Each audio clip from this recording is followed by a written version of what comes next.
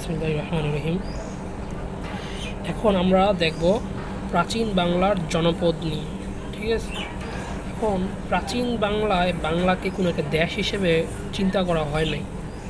তখন মানুষ এই অল্প অল্প ছোট ছোট জায়গায় একসাথে বসবাস করত। এখন প্রাচীন বাংলা ইতিহাস থেকে আমরা দেখতে পাই যে প্রায় 16টার মতো জনপদ ছিল এই বাংলা অঞ্চলে। কিন্তু বর্তমানের বাংলাদেশের যে ভৌগোলিক অবস্থান, এর সাথে চিন্তা করলে আমরা বাংলাদেশে পেয়েছি 6 থেকে 7টা জনপদ। বাকি জনপদগুলা এই বাংলাদেশের ভৌগোলিক অবস্থানের বাইরে, এজন্য আমাদের বিসিএস কেন্দ্রিক পড়াশোনাতে বাকি জনপদগুলো নিয়ে আমাদের কোনো জানা লাগবে না। ঠিক আছে, তো আমরা যদি জনপদগুলো দেখি, দেখেন সবচাইতে বড় জনপদ হচ্ছে প্রাচীন বাংলার মধ্যে এই যে বঙ্গ জনপদটা। কীভাবে দেখেন, এটা হচ্ছে এই পোর্শন থেকে শুরু করে এই যে পুরোটা হচ্ছে আমাদের বাংলা অঞ্চল। বাংলা না, সরি, এটা হচ্ছে বঙ্গ অঞ্চল। এখন এই বঙ্গ অঞ্চলকে আমরা ভাগ করছি দুই ভাগে। এই যে আমাদের এটা হচ্ছে পদ্মা, আর এই নদীটার নাম হচ্ছে ভাগীরথী বা বালেশ্বর। এই দিকে হচ্ছে ভাগীরথী বালেশ্বরকে কেন্দ্র করে হচ্ছে রাঢ় আর বঙ্গ আলাদা হয়েছে, আর এই দিকে হচ্ছে আমাদের পদ্মাকে কেন্দ্র করে এই কুঞ্জ আর বঙ্গ আলাদা হয়েছে। এখন এই বঙ্গের উত্তরাংশের রাজধানী দেখেন, আমাদের এই বঙ্গ হচ্ছে কি, এই যে এই বঙ্গটা প্রথম স্বাধীন একটা জনপদ,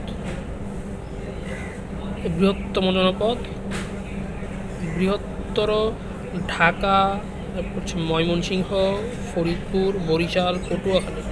তাহলে আমাদের বরিশাল পটুয়াখালী তো এই অঞ্চলটার দিক দিয়া, আর আমাদের ঢাকা, ময়মনসিংহ, ঠিক আছে, এইগুলো নিয়েই হচ্ছে আমাদের এই বঙ্গ জনপদটা গঠিত।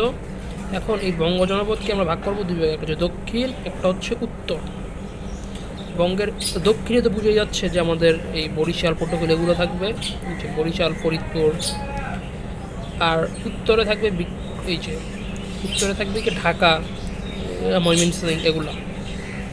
এখন এটা তো আমরা আসলে এই পদ্মাকে কেন্দ্র করে ভাগ করছি, তাই না? এখন এই পদ্মার এই পাশেই কিন্তু মুন্সিগঞ্জ জেলা। তাহলে আমাদের উত্তর পাশের রাজধানী ছিল বিক্রমপুর, যেটার বর্তমান নাম হচ্ছে মুন্সিগঞ্জ। এটা ছিল আমাদের বঙ্গের উত্তরের রাজধানী। আর বঙ্গের দক্ষিণের রাজধানী ছিল বরিশালের বাকেরগঞ্জ। ঠিক আছে, সো বঙ্গ নিয়ে আমাদের মোটামুটি একটা আইডিয়া হলো। এখন সবচাইতে ইম্পর্টেন্ট যেটা, এটা হচ্ছে পুন্ড্র। পুন্ড্র এর প্রাচীন অর্থ হচ্ছে আখ বা ইক্ষু। পুন্ড্র ছিল প্রাচীন বাংলার মধ্যে সবচাইতে পুরান এবং সবচাইতে সমৃদ্ধশালী একটা জনপদ। যে জনপদটা হচ্ছে মেইনলি আপনার বগুড়া, রাজশাহী, দিনাজপুর, রংপুর এইসব অঞ্চল নিয়ে গঠিত। এখন এটারই আরেকটা অংশ নিয়ে গঠিত হচ্ছে আপনার এই বরেন্দ্র, রাজশাহী কেন্দ্রিক আর কি। মেইনলি বরেন্দ্রকে পূর্ণাঙ্গ জনপদ বলা যায় না, কারণ এটা আসলে পুন্ড্রের মধ্যেই পড়ছে। এখন এই পুন্ড্রনগরের রাজধানী হচ্ছে মহাস্থানগড়, যেটা হচ্ছে আপনার করতোয়া নদীর তীরে, তাই না? আচ্ছা, তাহলে আমরা বরেন্দ্রও দেখলাম, পুন্ড্রও দেখলাম। এরপর হচ্ছে আমাদের বাকি থাকে কি দেখেন, সমতল। সমতলটা দেখে কী মনে হয়েছে আপনাদের? এটা হচ্ছে বর্তমানে কুমিল্লা, নোয়াখালী এই অঞ্চলে। তাহলে আমাদের হচ্ছে কুমিল্লা, নোয়াখালী, ত্রিপুরা এই অঞ্চলে হচ্ছে আমাদের পড়ছে এই সমতলটা।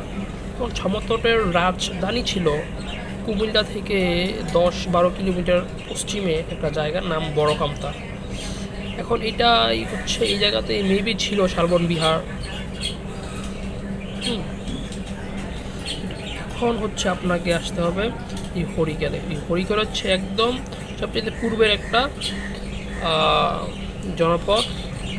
এই হরিপদের অংশগুলো দেখেন, এই কী বলে, এই হরিকেলের অংশগুলো হচ্ছে আপনার এই যে এদিক দিয়ে সিলেট, এদিক দিয়ে চট্টগ্রাম। এখন আমাদের দেখতে হবে এই রাঢ় আর হচ্ছে গৌড়। এই গৌড় পুরোটাই পড়ছে বর্তমানে ইন্ডিয়ার মধ্যে, শুধু এর এই যে এতটুকু জায়গা এটা পড়ছে বর্তমানে বাংলাদেশের চাঁপাইনবাবগঞ্জ জেলায়। তাহলে গৌড়ের মধ্যে কী কী মানে স্থান দেখেন, মালদহ, মুর্শিদাবাদ, বীরভূম, বর্ধমান, নদিয়া, চাঁপাইনবাবগঞ্জ, এগুলা। গৌড়ের রাজধানীর নাম কর্ণসুবর্ণ। এই আমরা এই গৌড়ের কথা প্রথম উল্লেখ পাই পাণিনির গ্রন্থে। হ্যাঁ, আর গৌড়ের এই রাজধানী এটা করছিল হচ্ছে রাজা শশাঙ্ক তার আমলে, এবং এটা হচ্ছে দ্বিতীয় স্বাধীন জনপদ, এবং উনি ছিল প্রথম বাংলার রাজা ছিল শশাঙ্ক। এরপর হচ্ছে রাঢ়ের রাজধানী কুটিবর্ষ। আর রাঢ়ের এই যে ভাগীরথী নদীর এই যে রাঢ়ের পশ্চিম দিকে এই যে এই জায়গাটা, এটা ছিল একটা প্রথম প্রাচীন বাংলার একটা বন্দর, তাম্রলিপ্ত বন্দর। রূপ